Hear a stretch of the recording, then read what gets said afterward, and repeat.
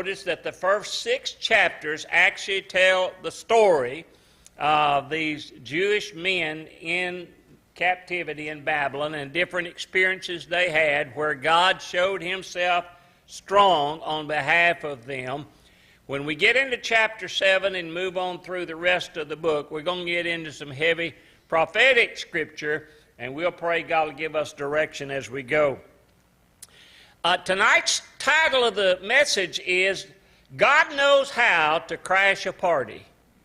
Look with me as I read chapter 5 of Daniel. Belshazzar the king made a great feast to 1,000 of his lords, and he drank wine before the 1,000. And Belshazzar, whilst he tasted the wine, commanded to bring the gold and silver vessels which his father Nebuchadnezzar had taken out of the temple which was in Jerusalem, that the king and his princes, his wives, and his concubines might drink therein. Then they brought the golden vessels that were taken out of the temple of the house of God, which was in Jerusalem, and the king and his princes, his wives, his concubines drank in them.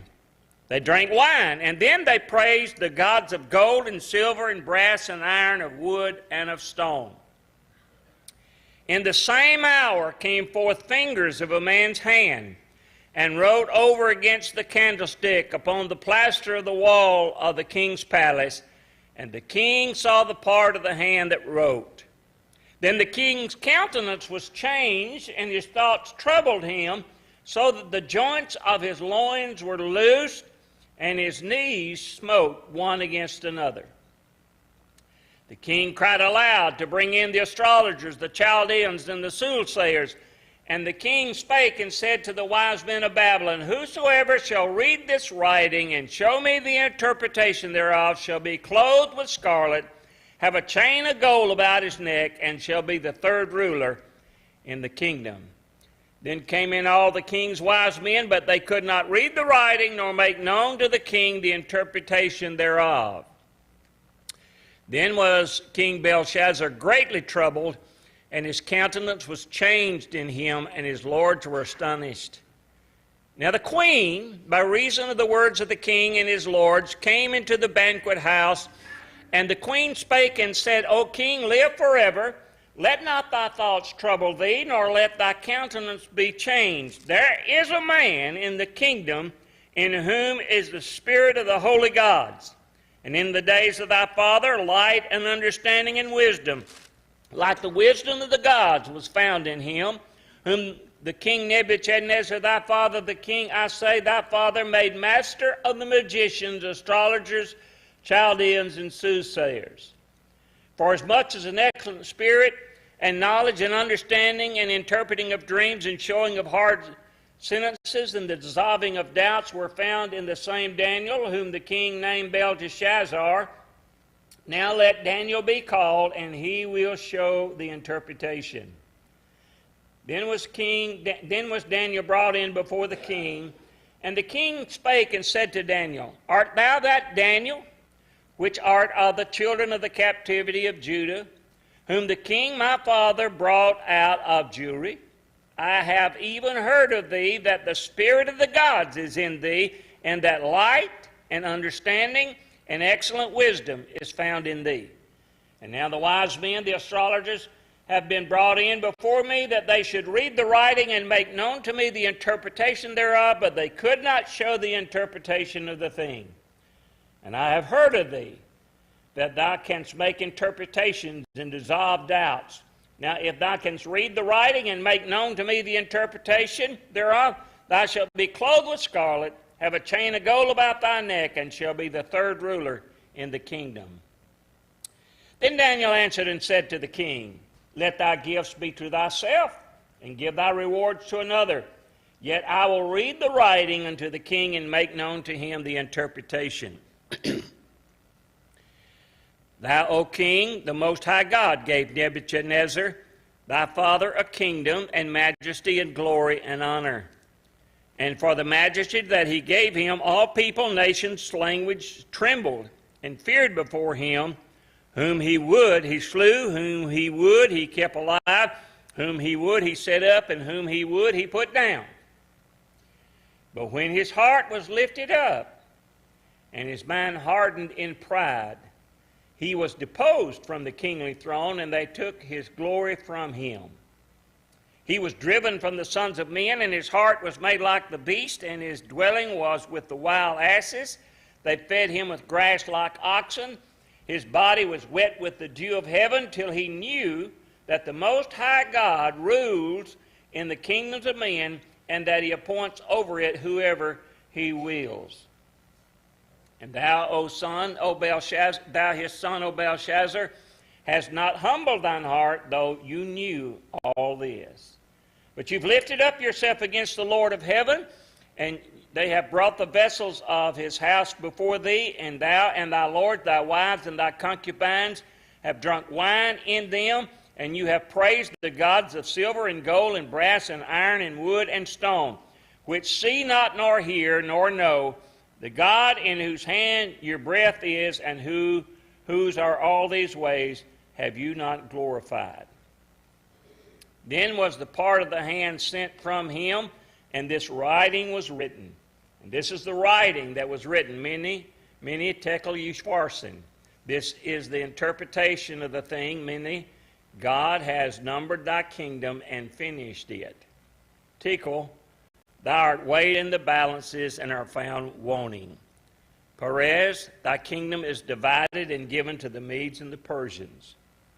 Then commanded Belshazzar, and they clothed Daniel with scarlet, put a chain of gold about his neck, and made a proclamation concerning him, that he should be the third ruler of the kingdom. In that night was Belshazzar the king of the Chaldeans slain, and Darius the Median took the kingdom, being about 62 years of age.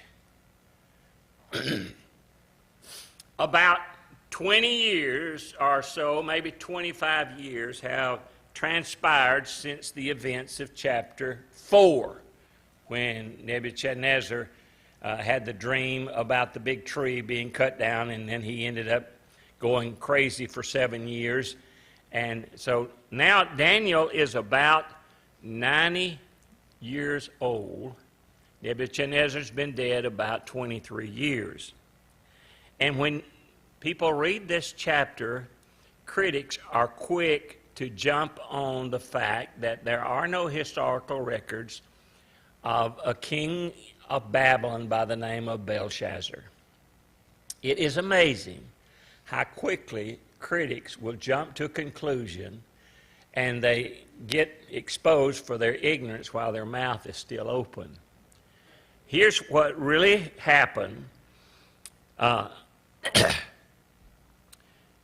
Nabonidus was the son of Nebuchadnezzar, and he was the official king of Babylon.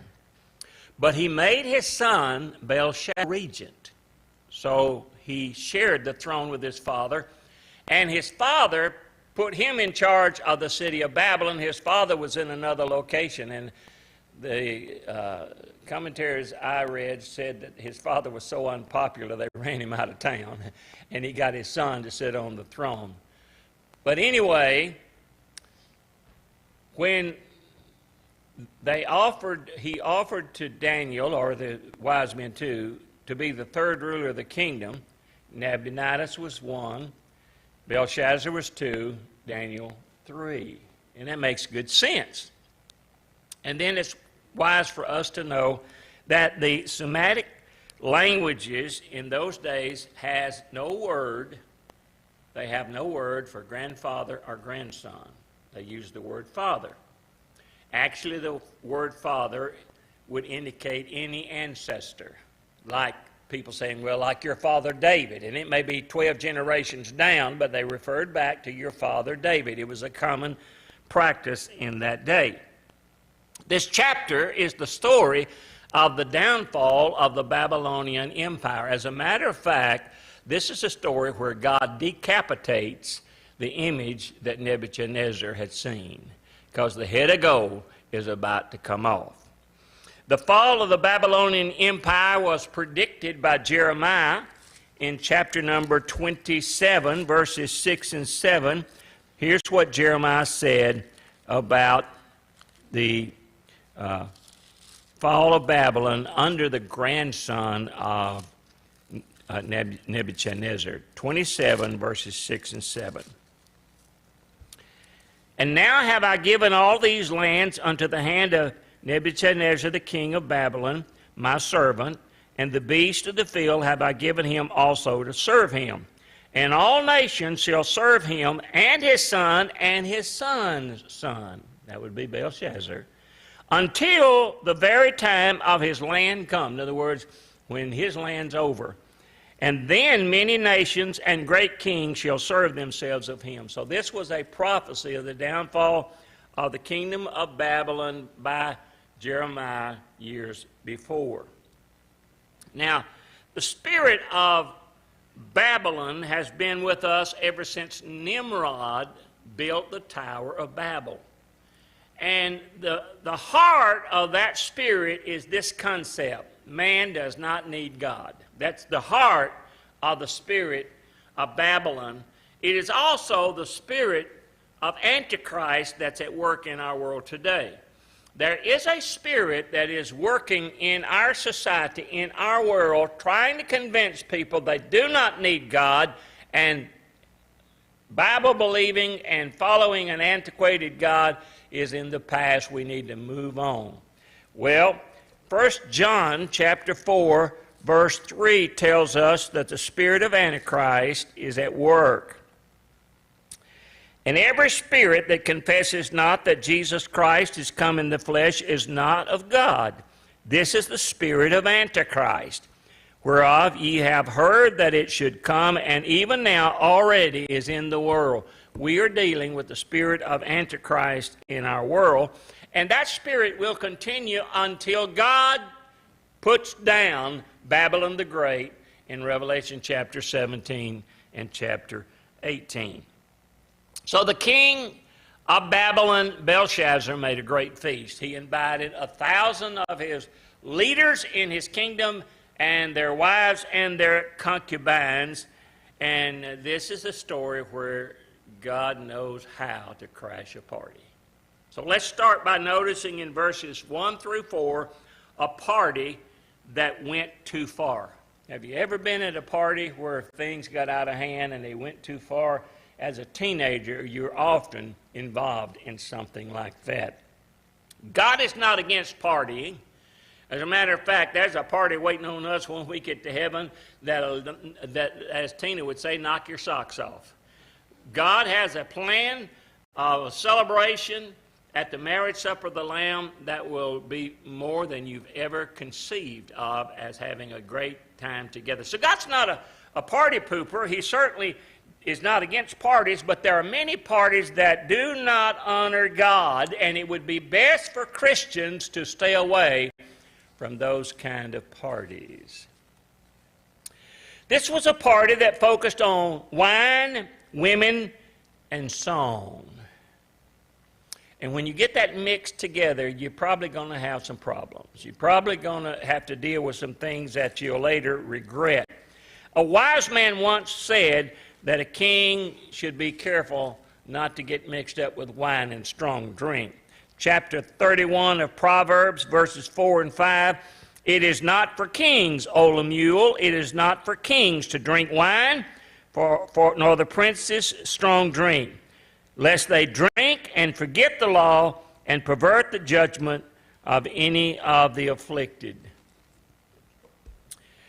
When the party gets in full swing, people begin to make mistakes. And when wine takes over, you become very bold and very careless. And you say and do things you will later regret. This king made a fatal mistake. In the height of the party, when everything was really rolling, he said, I'll tell you what let's do. Let's bring all those vessels from the temple in Jerusalem and the God of Israel. We're going to drink out of those vessels, and we're going to praise the gods of gold and silver, wood and hay, stone and all. What a stupid thing for him to do, because God is jealous over that which belongs to him, whether it be his people, whether it be his land, or whether it be his temple.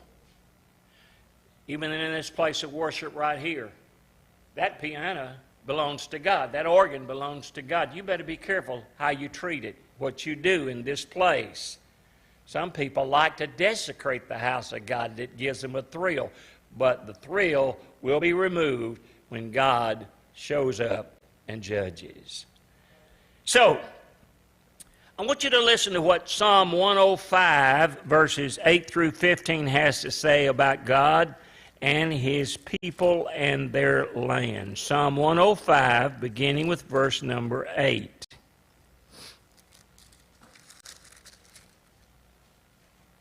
He has remembered His covenant forever, the word which He commanded to 1,000 generations, which covenant He made with Abraham and His oath unto Isaac, and confirmed the same unto Jacob for a law, and to Israel for an everlasting covenant, saying, Unto thee will I give the land of Canaan, the lot of your inheritance, when you were but a few men in number, yea, very few, and strangers in it. Then they went from one nation to another, from one kingdom to another people. He suffered no man to do them wrong, yet He reproved kings for their sake, saying, Touch not mine anointed, and do my prophets no harm. You better be careful how you treat the nation Israel. They are the apple of God's eye. Now let's talk about the Holy Land. I read a number of commentaries when I study for this presentation, and I am disappointed by the majority of them when they refer to the land as Palestine. It should never have been called Palestine. God gave this land to Abraham and his descendants in the year 2000 BC. Some historians coined the phrase Palestine in the 5th century BC, 1,500 years later, and they named it after the Philistines who were inhabiting it. This land has always been the nation of Israel since 2000 BC. And it shouldn't be called Palestine. It ought to be called either Canaan or Israel. And that's how I like to identify it. And whoever tries to take the land from Israel or divide it up will experience God's judgment. Some of our own leaders in America have recently tried to divide the land, and where are they now? They are no longer in leadership. Listen as I read to you Joel chapter number 3, verse number 2. And I will also gather all nations and will bring them down to the valley of Jehoshaphat, and will plead with them there for my people and for my heritage Israel, whom they have scattered among the nations and parted or divided my land. And one of the things that the Antichrist is going to do is try to divide up the land. Listen as I read Daniel 11, verse number 39. Then shall he, the Antichrist, in the most strongholds with a strange God, whom he shall acknowledge and increase with glory, and he shall cause them to rule over many, and shall divide the land for gain. He's in trouble when he begins to touch God's people's land. And the Bible teaches that in the end time, when Babylon the Great is going to be judged, guess what they'll be doing? They will be praising the gods of gold, silver, wood, and stone. Let me read it to you from Revelation chapter 9, verse number 20. And the rest of the men which were not killed of these plagues yet repented not of the works of their hands, and that they should not worship devils and idols of gold and silver and brass and stone and wood, which neither can see, hear, nor walk. So this was a party that went too far. And then I want to point out the PowerPoint that sobered the king. That's verses 5 through 9. While they were in the midst of this party, they'd already brought out the instruments of vessels for drink from the temple. They were drinking wine, praising the gods of gold and silver, and all of a sudden a hand started writing on the wall. I call this the first PowerPoint, and God was the presenter.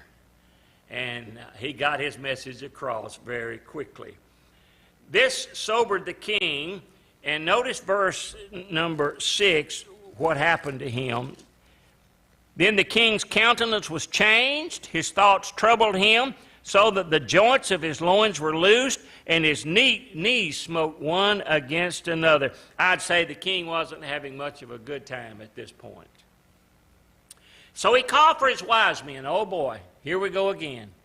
Those people set up to reveal secrets.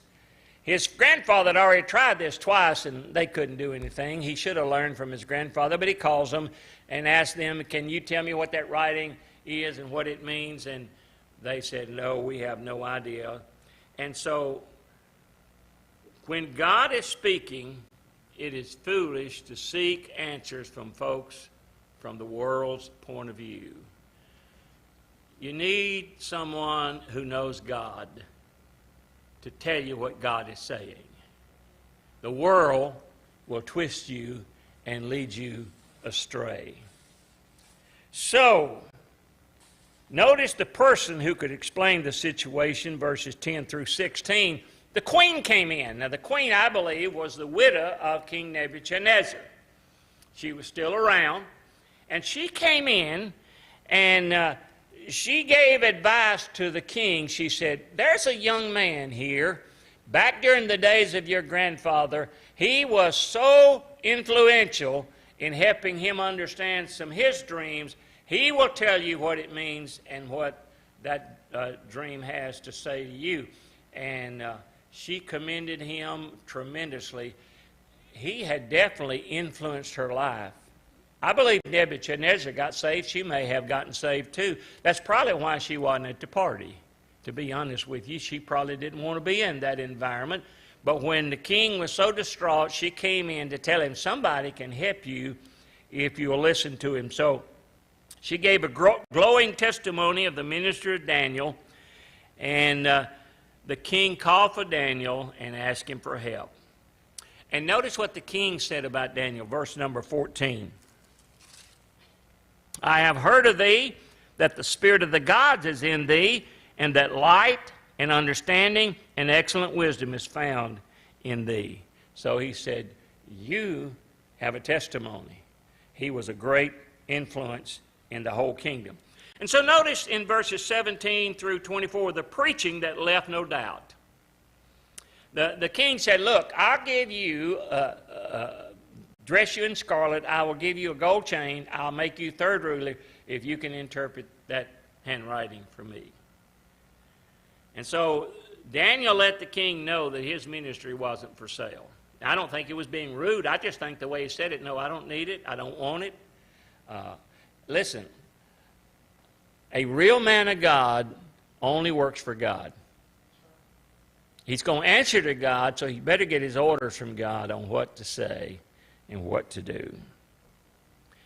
So Daniel explained the humbling of his grandfather Nebuchadnezzar. He said, your grandfather, God gave him this kingdom of Babylon. He was living in affluence, but he got proud, and he began to think he was the one responsible for everything. And so God cut him down to size. He went crazy.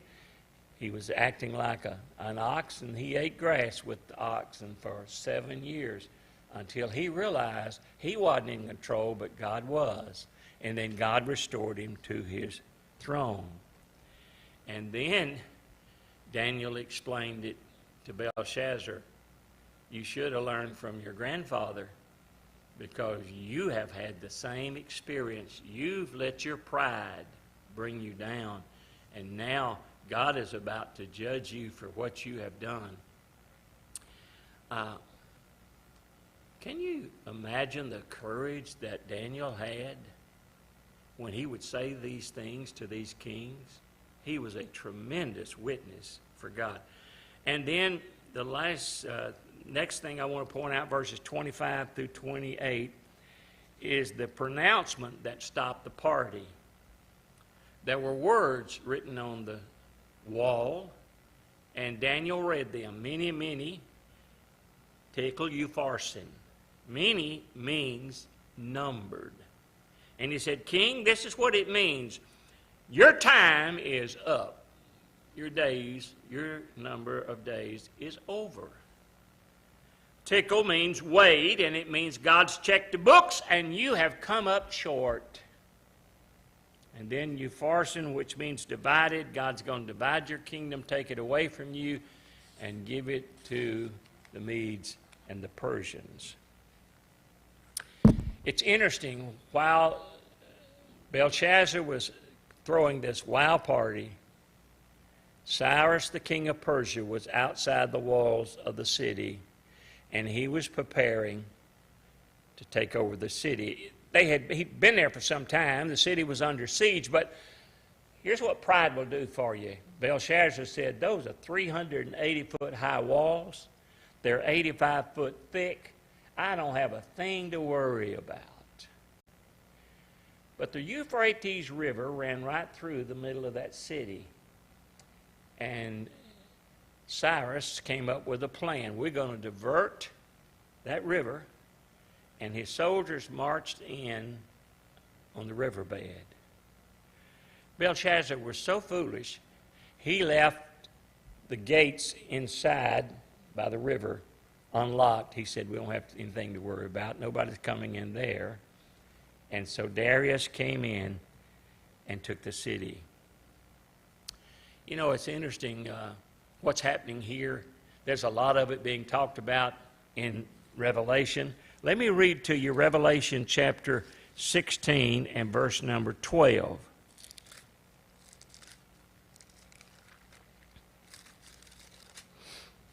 And the sixth angel poured out his vial upon the great river Euphrates, and the water thereof was dried up, that the way of the kings of the east might be prepared. Isn't that amazing? What happened in that first kingdom is going to happen at the very end time. So many similarities. They praised the gods of gold and silver. They didn't think they needed God. They had that spirit of anti-God, and God diverted the river, and the kings of the east came forward. So the final thing, last three verses, is the promotion that had no meaning. The king went ahead. Daniel said, I don't want it, don't need it. But the king went ahead and gave him the gifts. He was clothed in scarlet. He was given a gold chain about his neck, and he was made the third ruler. But one of the things Daniel knew that didn't make that gift all that special, or that promotion, it's going to be over tonight. Because they came in, and that night, Belshazzar was dead, and the Medes and Persians now owned the empire, and Babylonian empire no longer existed. So this is a lesson for us. We do not need to seek the applause or the promotion of folks from this world. We need to get our promotion from God. Well done. You've been faithful over a few. I'm going to make you ruler over many. In Matthew chapter 6, 19 through 20, we're told to lay up for yourselves treasures in heaven, where moth, rust, and dust doesn't corrupt, where thieves can't break in and steal, where your treasure is, your heart is. And folks, if you're investing in heaven, you're not going to lose your investment. You're not going to be treated like we have in Smith County this past week, with taxes going out of sight and things going so crazy. My investment in heaven is not, it is inflation secured. Don't have to worry about somebody trying to take it away. Christians are like Daniel. We are in a world, but we're not to be part of the world. The world will pass away, but he who does the will of God will abide forever. That's 1 John 2, verse number 17. Daniel was a brave man. God used him to influence these pagan, heathen, and that kingdom. I wish I had the courage of a man like Daniel. We need to be willing to stand. The stakes aren't nearly as high for you and I now as they were for him. But you got to start somewhere. Let's continue to tell the truth until the Lord calls us home. Well, next week we're going to talk about another great story when Daniel was cast into the den of lions. And if you notice, in each one of these stories of the first 5 chapters, They took a stand for God, and God took a stand for them. And I believe, now listen to me carefully, when you take a stand for God, you may hear some bad news, but you let God work out His plan, and He'll make good out of bad news. I've seen it happen too many times. Don't ever get down on God. Don't ever doubt or question God. You stand for Him and be faithful to Him, and He will bless you for it.